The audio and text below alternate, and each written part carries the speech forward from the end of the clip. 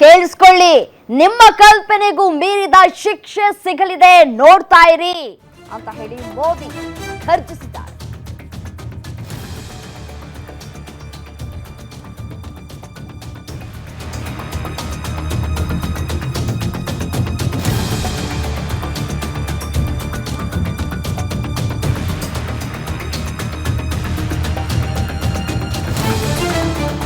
ನಿಮ್ಮ ಕಲ್ಪನೆಗೂ ಮೀರಿದ ಶಿಕ್ಷೆ ಸಿಗಲಿದೆ, ನೋಡ್ತಾ ಇರಿ. ಕುತಂತ್ರಿಗಳೇ, ಉಗ್ರ ಶಿಕ್ಷೆಗೆ ತಯಾರಾಗಿ ಭಯೋತ್ಪಾದಕರಿಗೆ ನರೇಂದ್ರ ಮೋದಿ ಎಚ್ಚರಿಕೆಯನ್ನ ಕೊಡ್ತಾ ಇದ್ದಾರೆ.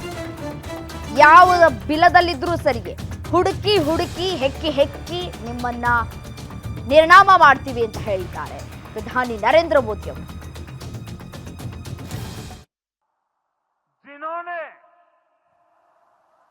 ये हमला किया है, उन आतंकियों को और इस हमले की साजिश रचने वालों को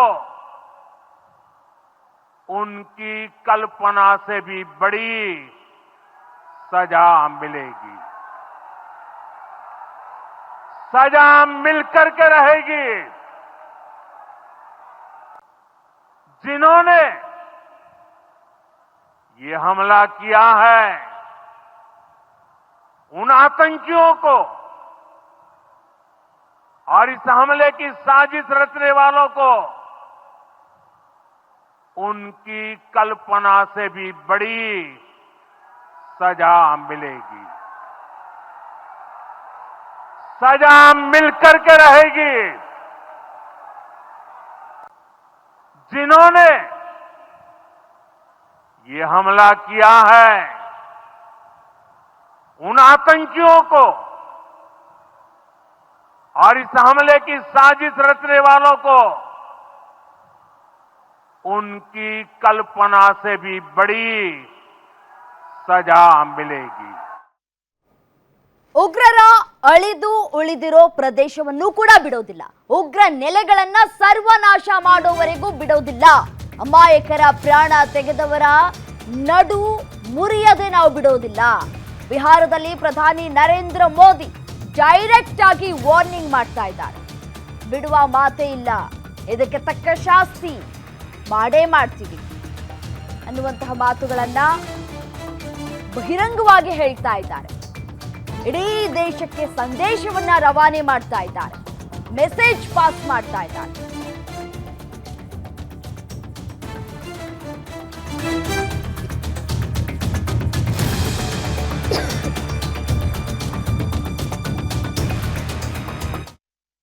अब आतंकियों की बची खुची जमीन को भी मिट्टी में मिलाने का समय आ गया है। 140 करोड़ भारतीयों की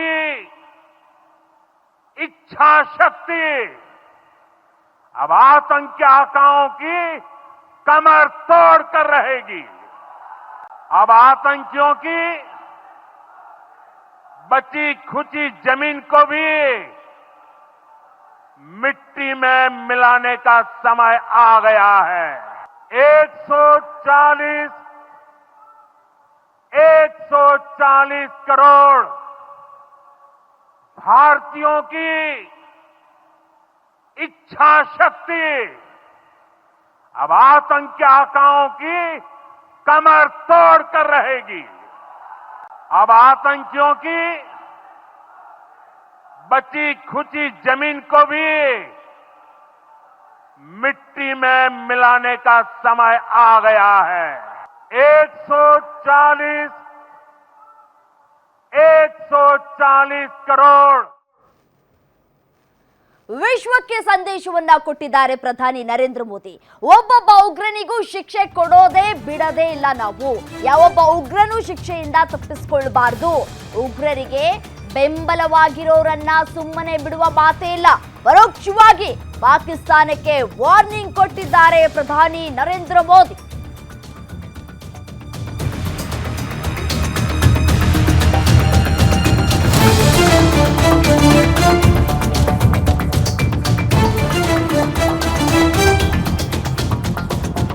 ವಿಶ್ವಕ್ಕೆ ಸಂದೇಶವನ್ನ ಕೊಟ್ಟಿದ್ದಾರೆ ಪ್ರಧಾನಿ ನರೇಂದ್ರ ಮೋದಿ. ಒಬ್ಬೊಬ್ಬ ಉಗ್ರನಿಗೂ ಶಿಕ್ಷೆ ಕೊಡದೆ ಬಿಡೋದೇ ಇಲ್ಲ. ಯಾವೊಬ್ಬ ಉಗ್ರನೂ ಕೂಡ ಶಿಕ್ಷೆಯಿಂದ ತಪ್ಪಿಸ್ಕೊಳ್ಬಾರ್ದು. ಆ ರೀತಿಯಾಗಿ ಉಗ್ರ ಶಿಕ್ಷೆಯನ್ನ ಕೊಡ್ತೀವಿ ಅಂತ ಮೆಸೇಜ್ ಪಾಸ್ ಮಾಡ್ತಾ ಇದ್ದಾರೆ ಇಡೀ ದೇಶಕ್ಕೆ. Friends, today from the soil of Bihar, I say to the whole world, India will identify, track and punish every terrorist and their backers. We will pursue them to the ends of the earth. India's spirit will never be broken by terrorism. Terrorism will not go unpunished. Every effort will be made to ensure that justice is done. The entire nation is firm in this resolve. Everyone who believes in humanity is with us. Friends, today from the soil of Bihar, I say to the whole world, India will identify, track and punish every terrorist and their backers. We will pursue them to the ends of the earth. India's spirit will never be broken by terrorism. Terrorism will not go unpunished. ಇನ್ನು ಇದೇ ವಿಚಾರಕ್ಕೆ ಸಂಬಂಧಪಟ್ಟಂತೆ ನನ್ನ ಜೊತೆ ಮಾತನಾಡಲಿಕ್ಕೆ ಅಂದರೆ ನನ್ನ guarantee ನ್ಯೂಸ್ನ ಎಡಿಟರ್ ಗ್ಯಾರಂಟಿ ನ್ಯೂಸ್ನ ಎಡಿಟರ್ ಸತೀಶ್ ಅವರು ನೇರ ಸಂಪರ್ಕದಲ್ಲಿದ್ದಾರೆ. ಸತೀಶ್, ಇಡೀ ವಿಶ್ವಕ್ಕೆ ಪ್ರಧಾನಿ ನರೇಂದ್ರ ಮೋದಿ ಸಂದೇಶವನ್ನ ಕೊಡ್ತಾ ಇದ್ದಾರೆ, ಯಾರನ್ನೂ ಕೂಡ ಬಿಡುವ ಮಾತೇ ಇಲ್ಲ ಅಂತ ಹೇಳಿ. ಯಾವ ರೀತಿಯಾದಂತಹ ಸ್ಟೆಪ್ ಅನ್ನ ತೆಗೆದುಕೊಳ್ತಾ ಇದೆ ಸರ್ಕಾರ ಅಂತ? ರಮ್ಯಾ, ಕಳೆದ 2 ದಿನಗಳಿಂದ ಇಡೀ ವಿಶ್ವ ನೋಡ್ತಾ ಇದೆ ಭಾರತದಲ್ಲಿ ಏನಾಗ್ತಾ ಇದೆ ಅಂತ. ಇಡೀ ಭಾರತ ಏನು ಉಗ್ರಗಾಮಿಗಳ ಕೃತ್ಯ ಏನಾಗಿತ್ತು ಮಂಗಳವಾರ, ಅದರ ವಿರುದ್ಧ ಎದ್ದು ನಿಂತಿದೆ. ಇಡೀ ಕೃತ್ಯವನ್ನು ಖಂಡಿಸ್ತಾ ಇದೆ. ಪ್ರತಿಯೊಬ್ಬರಲ್ಲೂ ಕೂಡ ಭಾರತದ ಮೇಲೆ ಈ ರೀತಿಯ ದಾಳಿಯನ್ನು ಸಹಿಸೋದಕ್ಕೆ ಸಾಧ್ಯ ಇಲ್ಲ ಅನ್ನೋ ಒಂದು ಪರೋಕ್ಷ ಸಂದೇಶವನ್ನು ಕೊಟ್ಟಿದೆ. ನಿನ್ನೆ ಅಷ್ಟೇ ಭಾರತ ಸರ್ಕಾರ ಕೆಲವೊಂದಿಷ್ಟು ಕಟ್ಟುನಿಟ್ಟಿನ ನಿಯಮಗಳನ್ನು ಕೈಗೊಂಡಿತ್ತು. ಬಹುಶಃ ಯಾರೂ ನಿರೀಕ್ಷೆ ಮಾಡಿರಲಿಲ್ಲ. ಅದರಲ್ಲೂ ಕೂಡ ಪಾಕಿಸ್ತಾನ ಈ ಒಂದು ರೀತಿಯ ಸ್ಟೇಟ್ಮೆಂಟ್ಸನ್ನು ಪ್ರಧಾನಿ ನರೇಂದ್ರ ಮೋದಿ ಅವರಿಂದ ನಿರೀಕ್ಷೆ ಮಾಡಿರಲಿಲ್ಲ ಅನಿಸುತ್ತೆ. ಬಹುಶಃ ನೋಡೋಣ ಏನಾಗುತ್ತೆ, ಏನು ಮಾಡುತ್ತೆ ಅನ್ನೋ ಒಂದು ಕಾದು ನೋಡೋ ತಂತ್ರವನ್ನು ಅನುಸರಿಸ್ತಾ ಇತ್ತು ಪಾಕಿಸ್ತಾನ. ಆದರೆ ಬರೀ ಪಾಕಿಸ್ತಾನ ಅಲ್ಲ, ಇಡೀ ವಿಶ್ವಾದ್ಯಂತ ಉಗ್ರರಿಗೆ ಒಂದು ರೀತಿಯ ಕಠಿಣವಾದ ಒಂದು ಎಚ್ಚರಿಕೆಯ ಸಂದೇಶವನ್ನು, ವಾರ್ನಿಂಗನ್ನು ನರೇಂದ್ರ ಮೋದಿ ಅವರು ಇವತ್ತು ಬಿಹಾರ್ನಲ್ಲಿ ಕೊಟ್ಟಿದ್ದಾರೆ. ರಮ್ಯಾ, ವಿಶೇಷವಾಗಿ ಕಾಶ್ಮೀರದಿಂದ ಉಳಿದಿರೋ ಪ್ರದೇಶವನ್ನು ಕೂಡ ಬಿಡೋದಿಲ್ಲ ಅಂತ ಕೂಡ ಹೇಳಲಾಗ್ತಾ ಇರುವಂತದ್ದು. ಈಗಾಗಲೇ ಒಂದಷ್ಟು ದಾಳಿಗಳು ಕೂಡ ಆಗ್ತಾ ಇದೆ. ನಮ್ಮ ಸೈನಿಕರು ದಾಳಿ ಕೂಡ ಮಾಡಿದ್ದಾರೆ. ಇದರಲ್ಲಿ ನಮ್ಮ ಸೈನಿಕರನ್ನು ಕೂಡ ಈಗಾಗಲೇ ನಾವು ಕಳ್ಕೊಂಡಿದ್ದೀವಿ ಅನ್ನುವಂತಹ ಡೀಟೇಲ್ಸ್ ಸಿಗ್ತಾ ಇರುವಂತದ್ದು. ರಮ್ಯಾ, ನರೇಂದ್ರ ಮೋದಿ ಅವರ ಇವತ್ತಿನ ಭಾಷಣದಲ್ಲಿ ಕಾಶ್ಮೀರದಿಂದ ಕನ್ಯಾಕುಮಾರಿ, ಅಂದರೆ ಕನ್ಯಾಕುಮಾರಿಯಿಂದ ಕಾಶ್ಮೀರದವರೆಗೆ ಪ್ರತಿಯೊಬ್ಬ ಭಾರತೀಯನಿಗೂ ಇದು ನೋವನ್ನು ಉಂಟು ಮಾಡಿದೆ. ಇದು ನಮ್ಮ ಮೇಲೆ ಎಷ್ಟು ದಾಳಿ ಆದರೆ ನಾವು ಎಷ್ಟು ಸಹಿಸ್ಕೊಳ್ತೀವಿ, ಅಷ್ಟೇ ತಿರುಗೇಡನ್ನು ಕೊಡ್ತೀವಿ ನಾವು. ನಮ್ಮನ್ನು ವಿನಾಕಾರಣವಾಗಿ ಕೆಣಕಬೇಡಿ. ನೀವು ಅಳೆದಿಡಿದಕ್ಕಂಥ ಎಲ್ಲೋ ಒಂದು ಸಣ್ಣ ಪುಟ್ಟ ಉಗ್ರ ಚಟುವಟಿಕೆಗಳು ಅಥವಾ ಉಗ್ರ ಅಡಗು ತಾಣಗಳೇನಿದ್ದಾವೆ ಎಲ್ಲವನ್ನು ಕೂಡ ಯಾವುದನ್ನು ಕೂಡ ಬಿಡೋದಿಲ್ಲ. ಮಣ್ಣಲ್ಲಿ ಅಡಗಿದ್ರೂ ಕೂಡ ನಾವು ಹುಡುಕಿ ನಿಮ್ಮನ್ನು ಒಡೆದುರುಳಿಸ್ತೀವಿ ಅನ್ನೋ ಒಂದು ಎಚ್ಚರಿಕೆಯನ್ನು ನರೇಂದ್ರ ಮೋದಿ ಅವರು ಕೊಟ್ಟಿದ್ದಾರೆ. ಅಂದರೆ ಒಬ್ಬ ಪ್ರಧಾನಿ ಈ ರೀತಿಯ ಎಚ್ಚರಿಕೆಯನ್ನು ಕೊಡ್ತಾ ಇದ್ದಾರೆ ಅಂದರೆ ಅಷ್ಟು ಯಾವುದೇ ರೀತಿಯ ಪ್ಲಾನ್ ಇಲ್ಲದೆ ಆಗಿರ್ತಕ್ಕಂಥ ಒಂದು ಮಾತುಗಳಲ್ಲ ಇದು. ಇವತ್ತು ಸಂಜೆ 6 ಗಂಟೆಗೆ ಸರ್ವಪಕ್ಷ ಸಭೆ ಇದೆ. ಭಾರತದ ಎಲ್ಲ ಪಕ್ಷಗಳು, ಎಲ್ಲ ಪ್ರಮುಖ ನಾಯಕರು ಈ ಒಂದು ಸಭೆಯಲ್ಲಿ ಭಾಗಿಯಾಗ್ತಾರೆ. ಬಹುಶಃ ಈ ಒಂದು ಸಭೆಯಲ್ಲಿ ಕಠಿಣವಾದ ಒಂದು ಸಂದೇಶವನ್ನು ಎಚ್ಚರಿಕೆಯನ್ನು ಕೊಡಬಹುದು, ಒಂದು ನಿರ್ಧಾರವನ್ನು ಎಲ್ಲ ಪಕ್ಷಗಳ ಅಭಿಪ್ರಾಯವನ್ನು ಸಂಗ್ರಹಿಸಿ ಮುಂದಿನ ಒಂದು ಸ್ಟೆಪ್ಪನ್ನು ಇಡಬಹುದು. ಈ ಹಿಂದೆ ಏನು ಅಟ್ಯಾಕ್ ಆಗಿತ್ತು, ಬಾಲಾಕೋಟ್ ಏರ್ ಸ್ಟ್ರೈಕ್ ಏನಾಗಿತ್ತು, ಭಾರತದ ಮೇಲೆ ಬಾಲಾಕೋಟಲ್ಲಿ ಏನು ಉಗ್ರರು ದಾಳಿ ಮಾಡಿದರು, ಅದಾದ ನಂತರ ಭಾರತದ ಒಂದು ಕ್ರಮ ಏರ್ ಸ್ಟ್ರೈಕ್ ಏನು ಮಾಡಿತ್ತು, ನರೇಂದ್ರ ಮೋದಿ ಅವರ ಒಂದು ನಾಯಕತ್ವದಲ್ಲಿ ಪಾಕಿಸ್ತಾನಕ್ಕೆ ನುಗ್ಗಿಯನ್ನು ಹೊಡೆದಿದ್ರು ಭಾರತೀಯ ಸೇನೆ. ಅದಕ್ಕಿಂತ ದೊಡ್ಡ ಮಟ್ಟದ ಭೀಕರವಾದ ಒಂದು ದಾಳಿಯನ್ನು ಬಹುಶಃ ಪಾಕಿಸ್ತಾನ ಮತ್ತು ಉಗ್ರಗಾಮಿ ಅಡಗುತಾಣಗಳು ಎದುರಿಸಬೇಕಾದಂಥ ಒಂದು ಎಚ್ಚರಿಕೆಯನ್ನು ಇವತ್ತು ಕೊಟ್ಟಿದ್ದಾರೆ. ಇದು ಡೈರೆಕ್ಟ್ ವಾರ್ನಿಂಗ್. ನಾವು ಹಿಂದೆ ಗಮನಿಸಿರ್ಬೋದು, ಪುಲ್ವಾಮಾ ಅಟ್ಯಾಕ್ ಆದಾಗ ನರೇಂದ್ರ ಮೋದಿ ಅವರು ಇಷ್ಟು ಎಮೋಷನಲ್ ಆಗಿ ಮಾತಾಡಿದ್ದು ಯಾವಾಗ ಅಂದರೆ ಅಟ್ಯಾಕ್ ಆದಮೇಲೆ, ಅಂದರೆ ಭಾರತೀಯ ಸೇನಾಪಡೆ ಪಾಕಿಸ್ತಾನದ ಮೇಲೆ ಅಟ್ಯಾಕ್ ಆದಮೇಲೆ ಅದಕ್ಕೊಂದು ರಿಯಾಕ್ಟನ್ನು ಕೊಟ್ಟಿದ್ರು. ಅದಕ್ಕಿಂತ ಮುಂಚೆ ಇವತ್ತು ನರೇಂದ್ರ ಮೋದಿ ಅವರು ಈ ರೀತಿಯಾಗಿ ಮಾತಾಡಿದ್ದಾರೆ. ಎಮೋಷನ್ ಜೊತೆಗೆ ಒಂದು ಆವೇಶಭರಿತ ಮಾತುಗಳು, ಖಡಕ್ ಆಗಿ ಎಚ್ಚರಿಕೆ ಕೊಡುವಂಥ ಮಾತುಗಳು, ಒಂದು ರೀತಿ ಯುದ್ಧವನ್ನು ಸಾರ್ತಾ ಇದ್ದೀವಿ ಉಗ್ರಗಾಮಿಗಳ ವಿರುದ್ಧ, ಉಗ್ರ ಸಂಘಟನೆಗಳ ವಿರುದ್ಧ, ಉಗ್ರವಾದದ ವಿರುದ್ಧ ನಾವು ಯುದ್ಧವನ್ನು ಸಾರ್ತಾ ಇದ್ದೀವಿ ಅನ್ನೋ ನಿಟ್ಟಿನಲ್ಲಿ ನರೇಂದ್ರ ಮೋದಿ ಅವರು ಮಾತಾಡಿದ್ದಾರೆ. ನೀವೆಲ್ಲೇ ಇದ್ರೂ ಬಿಡಲ್ಲ, ನಿಮ್ಮನ್ನ ಬಿಲದಲ್ಲಿದ್ದರೂ ಕೂಡ ನಿಮ್ಮನ್ನ ಬಿಡೋದಿಲ್ಲ ಅನ್ನೋ ಒಂದು ಡೈರೆಕ್ಟ್ ಒಂದು ಎಚ್ಚರಿಕೆಯನ್ನು, ವಾರ್ನಿಂಗನ್ನು ಕೊಡ್ತಾ ಇದ್ದಾರೆ. ಅಂದರೆ ಬಹುಶಃ ಮುಂದಿನ ದಿನಗಳಲ್ಲಿ ಭಾರತ ಸರ್ಕಾರ ಕೈಗೊಳ್ಳುವಂತಹ ನಿರ್ಧಾರಗಳು ತುಂಬ ದೊಡ್ಡ ಮಟ್ಟದ ಕಠಿಣವಾದ ನಿರ್ಧಾರಗಳು ಇರಬಹುದು ಅನ್ನೋ ಒಂದು ಸ್ಪಷ್ಟ ಸಂದೇಶವನ್ನು ನರೇಂದ್ರ ಮೋದಿ ಅವರು ಕೊಡ್ತಾ ಇದ್ದಾರೆ. ಬಹುಶಃ ಇವತ್ತು ಸಂಜೆ 6 ಗಂಟೆಗೆ ಏನು ಸರ್ವಪಕ್ಷ ಸಭೆ ಇದೆ, ಆಲ್ ಪಾರ್ಟಿ ಮೀಟಿಂಗ್ ಇದೆ, ಅಲ್ಲಿ ಚರ್ಚೆ ಮಾಡಿ ಒಂದು ರೀತಿ ಅಭಿಪ್ರಾಯವನ್ನು ಸಂಗ್ರಹ ಮಾಡ್ಬೋದು. ಭಾರತದ ಒಂದು ಮುಂದಿನ ಸ್ಟೆಪ್ ಏನಿರುತ್ತೆ ಅಂತ. ಅದಾದ ನಂತರ ಪಾಕಿಸ್ತಾನಕ್ಕೆ ಕೆಲವೊಂದಿಷ್ಟು ಕಠಿಣವಾದ ಇಡೀ ವಿಶ್ವ ನೋಡುವಂತಹ ಒಂದು ಎಚ್ಚರಿಕೆಯನ್ನು, ಕ್ರಮಗಳನ್ನು ಕೈಗೊಳ್ಬಹುದು. ಅದಕ್ಕೆ ಪೂರ್ವಭಾವಿಯಾಗಿ ಒಂದು ಎಚ್ಚರಿಕೆ ಸಂದೇಶ ಅಷ್ಟೇ. ಮತ್ತೊಂದು ಕಡೆ ಪಾಕಿಸ್ತಾನದಲ್ಲೂ ಕೂಡ ಇವತ್ತು ಹೈ ಲೆವೆಲ್ ಮೀಟಿಂಗ್ ಆಗ್ತಾ ಇದೆ. ಭಾರತ ಏನು ಮಾಡಬಹುದು ಅಂತ. ಭಾರತ ನಿನ್ನೆ ಕೆಲವೊಂದಿಷ್ಟು ಷರತ್ತೇನಾಗಿತ್ತು, ಒಪ್ಪಂದಗಳನ್ನ ಮುರಿದುಕೊಳ್ಳೋದಾಗಿರ್ಬೋದು, ಅಥವಾ ಭಾರತ ಪಾಕಿಸ್ತಾನಿಯರನ್ನ ದೇಶದ ಹೊರಗೆ ಕಳಿಸುವಂಥ ಒಂದು ನಿರ್ಧಾರವನ್ನು ಪ್ರಕಟಿಸಿತ್ತು. ಅದಾದ ನಂತರ ಇವತ್ತು ಪಾಕಿಸ್ತಾನದಲ್ಲೂ ಕೂಡ ಪಾಕಿಸ್ತಾನ ಪ್ರಧಾನಿಯ ಒಂದು ಲೀಡರ್ಶಿಪ್ನಲ್ಲಿ ಅಲ್ಲೂ ಕೂಡ ಮೀಟಿಂಗ್ ಆಗ್ತಾ ಇದೆ. ಏನು ಮಾಡುತ್ತೆ ಭಾರತ ರಿಯಾಕ್ಷನ್ ಹೇಗಿರಬಹುದು ಅನ್ನೋ ಒಂದು ರೀತಿಯ ಭಯ ಪಾಕಿಸ್ತಾನಕ್ಕಿದೆ. ಈಗ ನರೇಂದ್ರ ಮೋದಿ ಅವರ ಮಾತುಗಳನ್ನು ಕೇಳಿದ್ರೆ ಬಹುಶಃ ಪಾಕಿಸ್ತಾನ ಮುಂದೆ ಏನು ಮಾಡುತ್ತೆ ಅವ್ರಿಗೂ ಕೂಡ ಭಯ ಕಾಡ್ತಾ ಇದೆ.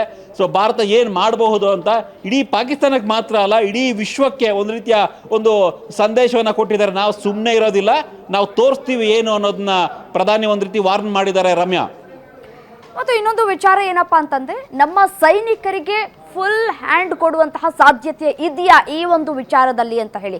ಯಾಕೆಂತಂದ್ರೆ ಎಷ್ಟೋ ಅಡೆತಡೆಗಳು ಕೂಡ ಬಂದಂತಹ ಸಂದರ್ಭದಲ್ಲಿ ಈ ಹಿಂದೆ ಫುಲ್ ಹ್ಯಾಂಡ್ ಕೊಟ್ಟಿದ್ದು ಕೂಡ ಉಂಟು. ಈಗ ಆಗಿರುವಂತಹ ನೋವು ಸಾವಿಗೆ ಈಗ ಫುಲ್ ಹ್ಯಾಂಡ್ ಕೊಟ್ರೇನೆ ಅದು ವರ್ಕೌಟ್ ಆಗೋದು. ಇದು ಎಷ್ಟರ ಮಟ್ಟಿಗೆ ಸಾಧ್ಯ ಅಂತ. ರಮ್ಯಾ, ಬಹುಶಃ ರಾಜನಾಥ್ ಸಿಂಗ್ ಜೊತೆ ಈಗಾಗಲೇ ಮೀಟಿಂಗ್ ಕೂಡ ಆಗಿದೆ. ನಿನ್ನೆ ದೋವಲ್ ಜೊತೆ ಕೂಡ ಮೀಟಿಂಗ್ ಆಗಿದೆ ಪ್ರಧಾನಿ ನರೇಂದ್ರ ಮೋದಿ ಅವ್ರದ್ದು. ಈ ಇಬ್ಬರ ಜೊತೆ ತುಂಬ ಕ್ರೂಷಿಯಲ್ ಮೀಟಿಂಗು.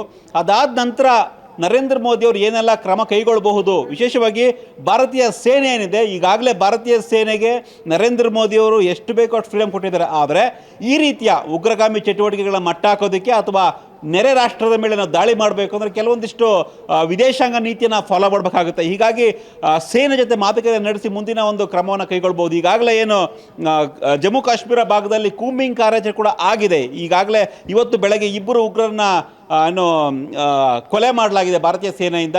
ಈ ವೇಳೆ ಒಬ್ಬ ಭಾರತೀಯ ಸೈನಿಕ ಕೂಡ ಹುತಾತ್ಮ ಆಗಿರ್ತಕ್ಕಂಥ ವಿಚಾರ ಬೆಳಕಿಗೆ ಬರ್ತಾ ಇದೆ. ಬಟ್ ನೀವು ಹೇಳಿದ್ರೆ ಈಗ ಭಾರತೀಯ ಸೇನೆಗೆ ಪೂರ್ತಿ ಫ್ರೀಡಮ್ ಕೊಡಬಹುದು ಅಂತ. ಬಹುಶಃ ಇವತ್ತು ಸಂಜೆ 6 ಗಂಟೆಯ ಮೀಟಿಂಗ್ ನಂತರ ನೀವು ಹೇಳಿದಂತೆ ಆಗಬಹುದು. ಅದಕ್ಕೆ ಪ್ಲಾನಿಂಗ್ ಕೂಡ ಆಗ್ತಾ ಇದೆ ಅನ್ನೋ ಒಂದು ಲೆಕ್ಕಾಚಾರ ಕೇಳಿ ಬರ್ತಾ ಇದೆ. ಈಗ ನರೇಂದ್ರ ಮೋದಿ ಇವತ್ತಿನ ಈ ಮಾತುಗಳನ್ನು ಕೇಳಿದ ಖಂಡಿತವಾಗ್ಲೂ ಕೂಡ ಭಾರತೀಯ ಸೇನೆ ಸುಮ್ಮನೆ ಕುಳಿತುಕೊಂಡಿರೋದಿಲ್ಲ. ಈಗಾಗಲೇ ಬಹುತೇಕ ಕೆಲವೊಂದಿಷ್ಟು ಪ್ಲಾನ್ಸ್ ಆಗಿರಬಹುದು ಏನು ಮಾಡಬೇಕು ಅಂತ. ನಾವು ಏರ್ ಸ್ಟ್ರೈಕ್ ಏನು ಈ ಹಿಂದೆ ನಾವು ನೋಡಿದ್ವಿ ಪಾಕಿಸ್ತಾನದ ಮೇಲೆ ಏರ್ ಸ್ಟ್ರೈಕು, ಅದು ಕೂಡ ಪಕ್ಕಾ ಪ್ಲಾನ್ ಮಾಡಿ ಮಿಡ್ ನೈಟಲ್ಲಿ ನಾವು ಪಾಕಿಸ್ತಾನಕ್ಕೆ ನುಗ್ಗಿ ಹೊಡೆದಂತಹ ಒಂದು ಇತಿಹಾಸ ಭಾರತಕ್ಕೆ ಇದೆ. ಏರ್ ಸ್ಟ್ರೈಕು, ಸರ್ಜಿಕಲ್ ಸ್ಟ್ರೈಕು, ಅದೇ ರೀತಿಯಾಗಿ ಅದಕ್ಕಿಂತ ಸರ್ಜಿಕಲ್ ಸ್ಟ್ರೈಕ್ ಇದ್ದು ಭಿನ್ನವಾಗಿ ಏನಾದರೂ ಭಾರತ ಮಾಡಬಹುದು. ಅದಕ್ಕೆ ಸೇನಾ ಜೊತೆ ತುಂಬ ದೊಡ್ಡ ಮಹತ್ವದ ಮೀಟಿಂಗ್ ಕೂಡ ನಡೆಯುವಂಥ ಸಾಧ್ಯತೆ ಇದೆ ರಮ್ಯಾ. ಸೊ ಹಾಗಾಗಿ ಭಾರತ ಸರ್ಕಾರ ಏನೇ ಕ್ರಮ ಕೈಗೊಂಡರೂ ಕೂಡ ಇಡೀ ಭಾರತ ನೋಡ್ತಾ ಇದೆ. ಇವತ್ತು ಪ್ರಧಾನಿ ತಮ್ಮ ಭಾಷಣದಲ್ಲಿ ಹೇಳಿದರು, 100ಕ್ಕೂ ಏನು ಕೋಟ್ಯಾಂತರ ನಮ್ಮ ಭಾರತೀಯ ಹೃದಯ ಏನಿವತ್ತು ಒಂದು ರೀತಿ ಕಲ್ಲಾಗಿದೆ. 28 ಜನರ ಒಂದು ಸಾವೇನಿದೆ ಇಡೀ ಎಲ್ಲ ರಾಜ್ಯಗಳಲ್ಲೂ ಕೂಡ ಇವತ್ತು ನಾವು ನೋಡ್ತಾ ಇದ್ದೀವಿ. ಬೆಳಗ್ಗೆಯಿಂದ ಕರ್ನಾಟಕದಲ್ಲೂ ಕೂಡ ಬೆಂಗಳೂರು ಮತ್ತು ಶಿವಮೊಗ್ಗದಲ್ಲಿ ಇಬ್ಬರ ಒಂದು ಅಂತ್ಯ ಸಂಸ್ಕಾರ ಏನಿತ್ತು, ಅದೇ ರೀತಿ ಬೇರೆ ಬೇರೆ ರಾಜ್ಯಗಳಲ್ಲಿ ಪ್ರವಾಸಿಗರು ಏನು ಹೋಗಿದ್ರು ಎಲ್ಲರೂ ಕೂಡ ಇಡೀ ದೇಶ ಇವತ್ತು ಒಂದು ರೀತಿ ಕಣ್ಣೀರನ್ನು ಹಾಕ್ತಾ ಇದೆ. ಇದಕ್ಕೆ ಕಾರಣ ಉಗ್ರರ ಆ ಒಂದು ದಾಳಿ. ಅದಕ್ಕೆ ನಾವು ಪ್ರತ್ಯುತ್ತರವನ್ನು ಕೊಡ್ತೀವಿ, ಸೇನೆ ಅದಕ್ಕೆ ಸನ್ನದ್ಧವಾಗಿದೆ ಅನ್ನೋ ಒಂದು ಖಡಕ್ ಸಂದೇಶವನ್ನು ಕೊಟ್ಟಿದ್ದಾರೆ. ಯಾವುದೇ ಕ್ಷಣದಲ್ಲೂ ಕೂಡ ನಮ್ಮ ಭಾರತೀಯ ಸೇನೆ ಇದಕ್ಕೆ ತಿರುಗೇಡನ್ನು ಕೊಡಬಹುದು. ಸೊ ಇಡೀ ಭಾರತ ಕಾಯ್ತಾ ಇದೆ. ಯಾವತ್ತೂ ಕೂಡ ಈ ರೀತಿಯಾದ ಒಂದು ನಾವು ರಿಯಾಕ್ಟ್ ಮಾಡಬೇಕು, ಪ್ರತಿಜ್ಞೆಯನ್ನು ಮಾಡಬೇಕು, ಪ್ರತಿರೋಧದ ಪ್ರತಿ ದಾಳಿಯನ್ನು ಮಾಡಬೇಕು, ಪ್ರತಿಜ್ಞೆ ಮಾಡಬೇಕು ಅಂತ ಇಡೀ ದೇಶ ಯಾವತ್ತೂ ಕೂಡ ಇಷ್ಟು ದೊಡ್ಡ ಮಟ್ಟದಲ್ಲಿ ಎದ್ದಿರಲಿಲ್ಲ. ಆ ರೀತಿಯ ಒಂದು ಕ್ರಮವನ್ನು ಕೈಗೊಳ್ಳಬೇಕು ಅಂತ. ಇನ್ಫ್ಯಾಕ್ಟ್ 2008ರಲ್ಲಿ ಮುಂಬೈ ದಾಳಿ ಆದಾಗಲೂ ಕೂಡ ಒಂದು ರೀತಿ ಉಗ್ರರ ವಿರುದ್ಧ ಏನು ದೊಡ್ಡ ಮಟ್ಟದ ಒಂದು ಆಕ್ರೋಶ ವ್ಯಕ್ತವಾಗಿತ್ತು. ಅದೇ ರೀತಿಯ ಆಕ್ರೋಶ ಮತ್ತೆ ನಾವು ಈಗ ನೋಡ್ತಾ ಇದ್ದೀವಿ. ಪ್ರತೀಕಾರ ತೀರಿಸ್ಕೊಳ್ಳೇಬೇಕು ಅಂತ ಸ್ವತಃ ಪ್ರಧಾನಿ ಈಗ ಒಂದು ಹೆಜ್ಜೆ ಮುಂದಿಟ್ಟಿದ್ದಾರೆ. ರಮ್ಯಾ, ಯಾವತ್ತು ದಾಳಿ ಆಗುತ್ತೆ, ಯಾವ ಥರ ಮಾಡ್ತಾರೆ ಅನ್ನೋದನ್ನ ಕಾದು ನೋಡಬೇಕಿದೆ ರಮ್ಯಾ. ಮತ್ತು ಇನ್ನೊಂದು ವಿಚಾರ ಏನಪ್ಪ ಅಂತಂದರೆ, ಬಾರ್ಡರಲ್ಲಿ ಅಂದರೆ ದೆಹಲಿಯ ಕಚೇರಿಯಲ್ಲಿ ಈಗಾಗಲೇ ಸಂಭ್ರಮಾಚರಣೆಯನ್ನು ಮಾಡಲಾಗಿದೆ. ಕೇಕನ್ನು ಕತ್ತರಿಸಿ ಸಂಭ್ರಮಾಚರಣೆಯನ್ನು ಮಾಡಲಾಗಿದೆ. ಇದಕ್ಕೆ ತಕ್ಕ ಪಾಠ ಕಲಿಸದೆ ಮೋದಿಯವರು ಬಿಡೋದಿಲ್ಲ. ನಾವು ಅದಕ್ಕಿಂತ ಡಬಲ್ ಆಗಿ ಸಂಭ್ರಮಾಚರಣೆ ಮಾಡಬೇಕು, ಅಂಥದ್ದೇನಾದರೂ ಆಗಬೇಕು. ಆ ನಿರೀಕ್ಷೆ ನಮ್ಮ ಭಾರತೀಯ ಪ್ರತಿಯೊಬ್ಬ ಮನಸ್ಸಲ್ಲೂ ಕೂಡ ಕಾಡ್ತಾ ಇರುವಂತಹ ಪ್ರಶ್ನೆ. ಅದಕ್ಕೆ ಉತ್ತರ ಯಾವ ರೀತಿಯಾಗಿ ಕೊಡ್ತಾರೆ ಅಂತ ಹೇಳಿ. ರಮ್ಯಾ, ಈ ಘಟನೆ ಆಗಿದ್ದೇನು ನಮ್ಮ ಭಾರತೀಯರ ಮೇಲೆ ಅಟ್ಯಾಕ್ ಆಯಿತು, ಮಂಗಳವಾರ ಅಟ್ಯಾಕ್ ಆಗಿದ್ದು. ಆದರೆ ಇದಕ್ಕಿಂತ ಒಂದು ರೀತಿ ಕಾಕತಾಳೀಯ ಏನೋ ಗೊತ್ತಿಲ್ಲ, ಪಾಕಿಸ್ತಾನದ ಸೇನೆ ಜನರಲ್ ಮುನೀರ್ ಒಂದು ಹೇಳಿಕೆಯನ್ನು ಕೊಟ್ಟಿದ್ದರು 17ನೇ ತಾರೀಕು. ಭಾರತದ ಸಂಸ್ಕೃತಿ ಅಂದರೆ ವಿಶೇಷವಾಗಿ ಹಿಂದೂಗಳ ಸಂಸ್ಕೃತಿ ಬೇರೆ, ಪಾಕಿಸ್ತಾನ ಮುಸ್ಲಿಮರ ಸಂಸ್ಕೃತಿ ಬೇರೆ, ನಾವಿಬ್ಬರು ಭಿನ್ನರು, ಅವ್ರಿಗಿಂತ ನಾವು ಶ್ರೇಷ್ಠರು ಅನ್ನೋ ರೀತಿಯಾಗಿ ಪಾಕಿಸ್ತಾನ ಸೇನೆ ಜನರಲ್ ಮುನೀರ್ ಒಂದು ಹೇಳಿಕೆಯನ್ನು ಕೊಟ್ಟಿದ್ದರು. ಆಗಲೇ ಭಾರತ ಒಂದು ಎಚ್ಚರಿಕೆಯನ್ನು ಕೊಟ್ಟಿತ್ತು. ಇದು ಒಂದು ರೀತಿ ಪ್ರಚೋದಿಸುವಂತಹ ಹೇಳಿಕೆ, ಈ ಒಂದು ಹೇಳಿಕೆಗಳ ದೂರ ಇರಿ, ಸರಿಯಲ್ಲ ಅನ್ನೋ ಒಂದು ಹೇಳಿಕೆಯನ್ನು ಭಾರತದ ಸೇನೆ, ಭಾರತ ಸರ್ಕಾರ ಎಚ್ಚರಿಕೆಯನ್ನು ಕೊಟ್ಟಿತ್ತು ಪಾಕಿಸ್ತಾನಕ್ಕೆ. ಇದರ ಆದ ಬೆನ್ನಲ್ಲೇ ಭಾರತೀಯರ ಮೇಲೆ ಉಗ್ರರು, ಅದರಲ್ಲೂ ಕೂಡ ಹಿಂದೂಗಳನ್ನು ಹುಡುಕಿ ಏನು ಕೊಲ್ಲಲಾಗಿದೆ. ಸೊ ಇದೊಂದು ರೀತಿ ಮುನೀರ್ ಕೊಟ್ಟಂಥ ಹೇಳಿಕೆಯ ಪ್ರವೋಕಿಂಗ್ ರೀತಿ ಕಾಣಿಸ್ತಾ ಇದೆ. ಎಲ್ಲೋ ಒಂದು ಕಡೆ ಪಾಕಿಸ್ತಾನ ಸೇನೆಯೇ ಉಗ್ರರಿಗೆ 100% ಸಪೋರ್ಟಿವ್ ಆಗಿ ನಿಂತುಕೊಂಡು ಈ ರೀತಿಯಾಗಿ ಹಿಂದೂಗಳನ್ನು ಟಾರ್ಗೆಟ್ ಮಾಡಿ ಹಿಂದೂಗಳ ನರಮೇಧವನ್ನು ಮಾಡಿದೆ ಅನ್ನೋ ಒಂದು ಮಾತು ಈಗ ಚರ್ಚೆ ಆಗ್ತಾ ಇದೆ. ಸೊ ಹಾಗಾಗಿ ಪಾಕಿಸ್ತಾನ ಸೇನೆಗೆ ಜೊತೆಗೆ ಉಗ್ರರಿಗೆ ಬಹುಶಃ ಭಾರತ ಸರ್ಕಾರ ಖಡಕ್ಕಾಗಿಯೇ ರಿಯಾಕ್ಟ್ ಮಾಡಬಹುದು ಅಂತ. ಜೊತೆಗೆ ಈಗಾಗಲೇ ನಾವು ಬೆಳಗ್ಗೆಯಿಂದನೂ ಕೂಡ ನಾವು ನೋಡಿದ್ವಿ ಗ್ಯಾರಂಟಿ ನ್ಯೂಸ್ನಲ್ಲಿ, ಪಾಕಿಸ್ತಾನ ರಾಯಭಾರಿ ಕಚೇರಿ ಮುಂದೆ ಒಂದು ಕೇಕ್ ತಗೊಂಡೋಗ್ತಾ ಇದ್ರು ಸೆಲೆಬ್ರೇಷನ್ ಮಾಡೋದಕ್ಕೆ ಅಂತ. ಅದಾದ ಕೆಲವೇ ಕ್ಷಣಗಳಲ್ಲಿ ದೆಹಲಿಯಲ್ಲಿರ್ತಕ್ಕಂಥ ಜನ ರೊಚ್ಚಿಗೆದ್ದಿದ್ರು. ಒಂದು ರೀತಿ ಉದ್ವಿಗ್ನವಾದ ವಾತಾವರಣ ನಿರ್ಮಾಣ ಆಗಿತ್ತಲ್ಲಿ. ರಾಯಭಾರ ಕಚೇರಿ ಮುಂದೆ ಪ್ರತಿಭಟನೆಯನ್ನು ಮಾಡಲಾಯಿತು. ಏನಾಗ್ತಿದೆ ಇಲ್ಲಿ ಭಾರತದಲ್ಲಿ ಇಟ್ಕೊಂಡು ಕೂಡ ಇಡೀ ಭಾರತ ಒಂದು ರೀತಿ ಕಣ್ಣೀರನ್ನು ಹಾಕ್ತಾ ಇದೆ. ಅಂಥದ್ರಲ್ಲಿ ಗೆಟ್ ಔಟ್ ಫ್ರಮ್ ಇಂಡಿಯಾ ಅಂತ ಇಡೀ ಭಾರತ ಹೇಳ್ತು ರಾಯಭಾರ ಕಚೇರಿಗೆ. ಅವ್ರು ಹೋಗೋ ಟೈಮಲ್ಲಿ ಸಂಭ್ರಮಾಚರಣೆ ಮಾಡಿದ್ರಾ ಅನ್ನೋ ಒಂದು ಪ್ರಶ್ನೆ ಕೂಡ ಎದ್ದಿತ್ತು. ಸೊ ತುಂಬ ಒಂದು ಆಲ್ಮೋಸ್ಟ್ 1 ಅವರ್ಗೂ ಹೆಚ್ಚಿನ ಕಾಲ ಅಲ್ಲಿ ಪ್ರತಿಭಟನೆ ಆಯಿತು ರಾಯಭಾರ ಕಚೇರಿ ಮುಂದೆ. ಅದಾದ ನಂತರ ಪರಿಸ್ಥಿತಿಯನ್ನು ತಿಳಿಗೊಳಿಸಿದ್ರು. ಒಟ್ಟಿನಲ್ಲಿ ಇಡೀ ಭಾರತ ಆಕ್ರೋಶವನ್ನು ವ್ಯಕ್ತಪಡಿಸ್ತಾ ಇದೆ. ಸೊ ನಾವು ನಿಮ್ಮನ್ನು ಸುಮ್ಮನೆ ಬಿಡಲ್ಲ ಅಂತ ನರೇಂದ್ರ ಮೋದಿಯವರು ಕೂಡ ಆ ಒಂದು ಮಾತನ್ನು ಹೇಳಿದ್ದಾರೆ. ಸೊ ಇಡೀ ಕುತೂಹಲ ಇದೆ ಭಾರತದ ಪ್ರತೀಕಾರ ಯಾವ ಮಟ್ಟದಲ್ಲಿ ಇರುತ್ತೆ, ಯಾವ ಥರ ಇರುತ್ತೆ ಅಂತ ನಾವು ಕೂಡ ವೆಯ್ಟ್ ಮಾಡ್ತಾ ಇದ್ದೀವಿ ರಮ್ಯಾ. ಪಾಕ್ನ ಮುಂದಿನ ನಡೆ ಏನಾಗಿರಬಹುದು? ಈ ರೀತಿಯಾದಂತಹ ಸ್ಟ್ರೇಟ್ ಹಿಟ್ ಕೊಡ್ತಾ ಇದ್ದಾರೆ ಪ್ರಧಾನಿ ನರೇಂದ್ರ ಮೋದಿ ಅವರು. ಯಾವ ರೀತಿಯಾಗಿ ರಿಯಾಕ್ಟ್ ಮಾಡ್ಬೋದು? ಬೇರೆ ದೇಶಗಳ ಮೊರೆ ಹೋಗುವಂತಹ ಸಾಧ್ಯತೆ ಇದೆಯಾ? ಈ ಒಂದು ವಿಚಾರಕ್ಕೆ ಸಂಬಂಧಪಟ್ಟಂತೆ ನಿಮ್ಮ ಒಂದು ಹಿನ್ನೆಲೆ, ಅಂದರೆ ನೀವು ಬಹಳಷ್ಟು ಈ ಒಂದು ಸುದ್ದಿಗಳನ್ನು ಸಾಕಷ್ಟು ನೋಡಿರ್ತೀರಿ. ಸೊ ಈ ರೀತಿಯಾದ ಸಂದರ್ಭದಲ್ಲಿ ಹೇಗೆ ರಿಯಾಕ್ಟ್ ಮಾಡ್ಬೋದು ಅಂತ? ರಮ್ಯಾ, ಇಡೀ ಪ್ರಪಂಚ ಭಯೋತ್ಪಾದನೆ ವಿರುದ್ಧವಾಗಿದೆ. ಪಾಕಿಸ್ತಾನ ಮೇಲ್ನೋಟಕ್ಕೆ ನಾವು ಸಪೋರ್ಟ್ ಮಾಡಲ್ಲ ಉಗ್ರರಿಗೆ ಅನ್ನೋ ಮಾತು ಹೇಳ್ಬೋದು. ಆದರೆ ಉಗ್ರರು ಉಟ್ಕೊಳ್ಳೋದು ಪಾಕಿಸ್ತಾನದಲ್ಲಿ ಅಂತ ಅಮೆರಿಕದಿಂದ ಹಿಡಿದು ಪ್ರತಿಯೊಂದು ದೇಶಕ್ಕೂ ಕೂಡ ಗೊತ್ತು. ಯಾವ ದೇಶ ಕೂಡ ಪಾಕಿಸ್ತಾನ ಪರವಾಗಿ ಪಾಕಿಸ್ತಾನ ಬೆಂಬಲೋದಕ್ಕೆ ನಿಲ್ಲೋದಿಲ್ಲ. ಈಗಿರ್ತಕ್ಕಂಥ ಸಿಚುವೇಷನಲ್ಲಿ ಅಮೆರಿಕದ ಅಧ್ಯಕ್ಷ ಟ್ರಂಪ್ ಏನಿದ್ದಾರೆ ಅವರು ಕೂಡ ಒಂದು ರೀತಿ ಬಲಪಂಥೀಯ ವಾದವನ್ನು ಒಪ್ಕೊಳ್ತಾರೆ. ಹಾಗಾಗಿ ಅಷ್ಟು ಸುಲಭವಾಗಿ ಅಮೆರಿಕ ಅಥವಾ ರಷ್ಯಾ ಅಥವಾ ಚೀನಾ ಯಾವುದೇ ಒಂದು ದೇಶ ಪಾಕಿಸ್ತಾನದ ಪರವಾಗಿ ನಿಲ್ಲೋದಿಲ್ಲ, ವಿಶೇಷವಾಗಿ ಉಗ್ರವಾದದ ಪರ ನಿಲ್ಲೋದಿಲ್ಲ. ಭಾರತದ ಪರ ನಿಂತೇ ನಿಲ್ಲುತ್ತೆ ಅನ್ನೋ ಒಂದು ಸ್ಪಷ್ಟವಾದ ಸಂದೇಶ ಪಾಕಿಸ್ತಾನಕ್ಕೆ ಗೊತ್ತು. ಹೀಗಾಗಿ ಪಾಕಿಸ್ತಾನ ಅಷ್ಟು ಸುಲಭವಾಗಿ ಭಾರತದ ನಿರ್ಧಾರಗಳನ್ನು ವಿರೋಧಿಸೋದಕ್ಕೆ ಸಾಧ್ಯ ಇಲ್ಲ. ಇವತ್ತೇನು ನದಿಯ ಒಪ್ಪಂದಕ್ಕೆ ನಾವು ತಡೆ ಕೊಡ್ತೀವಿ ಅಂತ ನಿನ್ನೆ ಒಂದು ಕಠಿಣವಾದ ನಿರ್ಧಾರವನ್ನು ತೆಗೆದುಕೊಂಡಿದೆ ಭಾರತ. ಅದರಿಂದ ಬಹುಶಃ ಪಾಕಿಸ್ತಾನದ ಕೃಷಿ ಚಟುವಟಿಕೆ ಮೇಲೆ ದೊಡ್ಡ ಮಟ್ಟದ ಪ್ರಭಾವವನ್ನು ಬೀರ್ಬೋದು. ಜೊತೆಗೆ ವಾಘಾ ಬಾರ್ಡರ್ ಬಂದ್ ಆಗಿದೆ, ಕೆಲವೇ ಕ್ಷಣಗಳ ಹಿಂದೆ ವಾಘಾ ಬಾರ್ಡರ್ ಬಂದ್ ಆಗಿದೆ. 2023-24ರಲ್ಲಿ ವಾಘಾ ಬಾರ್ಡರ್ ಇಂದನೇ ಪಾಕಿಸ್ತಾನದ ಒಂದು ಉತ್ಪನ್ನಗಳು ಭಾರತಕ್ಕೆ ಸೇಲ್ ಆಗಿದ್ದು ಸುಮಾರು 4,000 ಕೋಟಿ ಅಷ್ಟು ಲಾಭ ಪಾಕಿಸ್ತಾನಕ್ಕೆ ಬಂದಿತ್ತು ವಾಘಾ ಬಾರ್ಡ್ರಿಂದ ಬಂದಂತಹ ಒಂದು ಬಿಸ್ನೆಸ್ಸಿಂದಾಗಿ. ಇವತ್ತು ಅದು ಬಂದಾದರೆ ಮೊದಲೇ ಪಾಕಿಸ್ತಾನ ಪಾಪರ್ ಆಗಿದೆ. ಸೊ ಆರ್ಥಿಕ ಸ್ಥಿತಿ ತುಂಬ ಹದಗೆಟ್ಟಿದೆ. ಹೀಗಾಗಿ ಇಡೀ ಏನು ಭಾರತದ ನಿರ್ಣಯಗಳು ಪಾಕಿಸ್ತಾನದ ಆರ್ಥಿಕತೆ ಮೇಲೆ ದೊಡ್ಡ ಮಟ್ಟದ ಹೊಡೆತವನ್ನು ಬೀಳುತ್ತೆ. ಪಾಕಿಸ್ತಾನ ಭಾರತಕ್ಕೆ ಸಾರಿ ಕೇಳಬೇಕೇ ವಿನಃ ಭಾರತದ ವಿರುದ್ಧ ಪ್ರತಿರೋಧವನ್ನು ವ್ಯಕ್ತಪಡಿಸುವಂಥ ಶಕ್ತಿ ತಾಕತ್ತು ಪಾಕಿಸ್ತಾನಕ್ಕೆ ಇಲ್ಲ. ಸೊ ಆ ರೀತಿಯ ಒಂದು ಧೈರ್ಯವನ್ನು ಮಾಡೋದಕ್ಕೆ ಸಾಧ್ಯನೇ ಇಲ್ಲ ಪಾಕಿಸ್ತಾನ. ಜೊತೆಗೆ ಈಗಾಗಲೇ ನರೇಂದ್ರ ಮೋದಿ ಅವರು ಮಾತನಾಡಿರೋದ್ರಿಂದ ಏನು ಮಾಡಬಹುದು ಅನ್ನೋ ಒಂದು ಕುತೂಹಲ ಇದೆ. ಸೊ ನಾವು ಕೂಡ ಉಗ್ರವಾದ ವಿರುದ್ಧ ಹೋರಾಟ ಮಾಡ್ತೀವಿ ಅನ್ನೋ ಒಂದು ಸ್ಟೇಟ್ಮೆಂಟನ್ನು ಪಾಸ್ ಮಾಡಬಹುದು ವಿನಃ ಭಾರತಕ್ಕೆ ಪಾಠ ಕಳಿಸ್ತೀವಿ, ಭಾರತ ನಮ್ಮ ಮೇಲೆ ಟಾರ್ಗೆಟ್ ಮಾಡಿದ್ರೆ ಏನೋ ಮಾಡಿಬಿಡ್ತೀವಿ ಅನ್ನೋ ಒಂದು ದಮ್ಮು ತಾಕತ್ತು ಪಾಕಿಸ್ತಾನಕ್ಕಂತೂ ಇಲ್ಲ. ಅಂದರೆ ಆ ರೀತಿಯ ಒಂದು ನಿರ್ಧಾರಗಳಿಗೆ ಪಾಕಿಸ್ತಾನ ಹೋಗೋಕ್ಕಾಗಲ್ಲ. ಯಾಕಂದರೆ ಎಫೆಕ್ಟ್ ಆಗಿರೋದು ಭಾರತಕ್ಕೆ, ಭಾರತದ ಪ್ರವಾಸಿಗರಿಗೆ, ಭಾರತದ ಹಿಂದೂಗಳಿಗೆ ಈ ರೀತಿಯ ದೊಡ್ಡ ಮಟ್ಟದ ಒಂದು ಪ್ರಾಣ ಹಾನಿಯಾಗಿದೆ.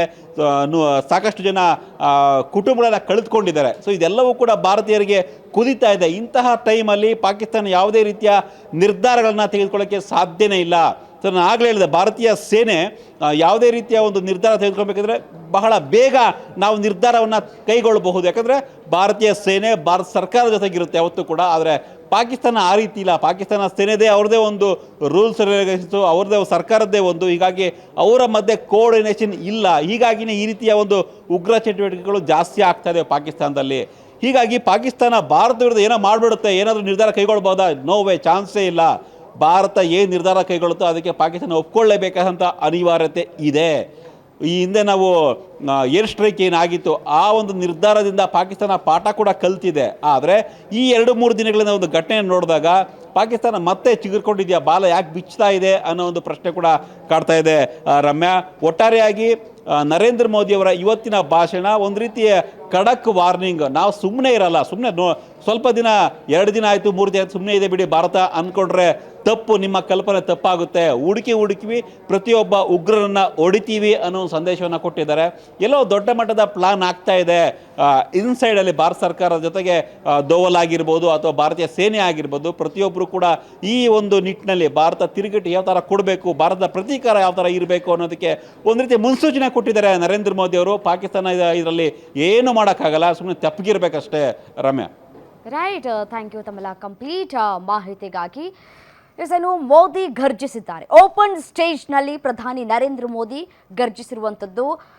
ಈ ಒಂದು ದಾಳಿಯಾದ ನಂತರದಲ್ಲಿ ಎಷ್ಟು ಸಾವು ನೋವಾಯಿತು, ಇದೆಲ್ಲದಕ್ಕೂ ನಾವು ಪ್ರತೀಕಾರವನ್ನು ತೀರಿಸ್ಕೊಳ್ತೀವಿ ಅಂತ ಹೇಳಿ ಇವತ್ತು ಬಿಹಾರದ ಈ ಮಣ್ಣಿನಲ್ಲಿ ನಾನು ನಿಂತ್ಕೊಂಡು ಹೇಳ್ತಾ ಇದ್ದೀನಿ, ಇಡೀ ಜಗತ್ತಿಗೆ ಹೇಳ್ತಾ ಇದ್ದೀನಿ, ಭಾರತವು ಪ್ರತಿಯೊಬ್ಬ ಭಯೋತ್ಪಾದಕರನ್ನು ಹುಡುಕಿ ಕೊಲ್ಲುವುದರಲ್ಲಿ ಒಂದು ಕಡೆ ತಯಾರಿಯನ್ನು ಕೂಡ ನಡೆಸ್ಕೊಳ್ತಾ ಇದೆ.